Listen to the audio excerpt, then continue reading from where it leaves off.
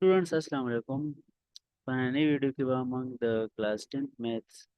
the KPK board the para question number 1 solve for the exercise 3.1. Question number 1y which is greater ratio? दो ratio राखली ګوره یو ratio دا ده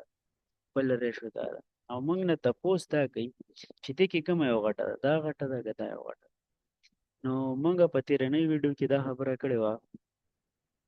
چې هره ratio دې کې زه دا دوباره لیکم solution given ratios څه دي موږ سره ګوره given ratios موږ سره دي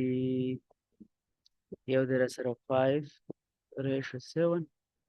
او بل در سره 1.51:208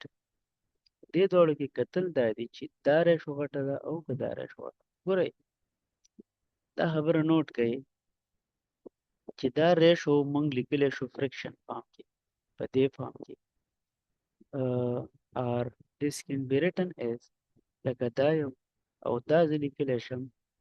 151 divided by 208 اوس د فرکشن غټه وړوکې که موږ معلوم کړو نو موږ ته به دې ریشو پته ولګي چې کومه یوه غټه ده او کومه یوه وړه ده د دې د معلومولو موږ سره طریقې شته ټولو نه بهترینه طریقه دا ده چې کالکولیټر راوباسئ دا دواړه فرکشن ولیکئ ما ورپسې کالکولیټر راویسته زه به دلته ولیکم چې 5/7 دې نه څه راځي د دې یو نه رالو ما سره څه رالو 0.7142 او د دې بل نه څه راځي دا به بیا وکړم اوس دلته لیکم چې 151 divided by 208 دې نه موږ سره څه رالو د دې نه رالو 0.7259 نو تاسو اوس وګورئ چې دې دواړو نمبرو کې کوم یو غټ دی دا 0.72 غټ دی که نه 0.71 نو موږ ولیکو چې سینس 0.72 is greater than 0.71 موږ به ویو چې therefore دې د وجې چې دا کومه بره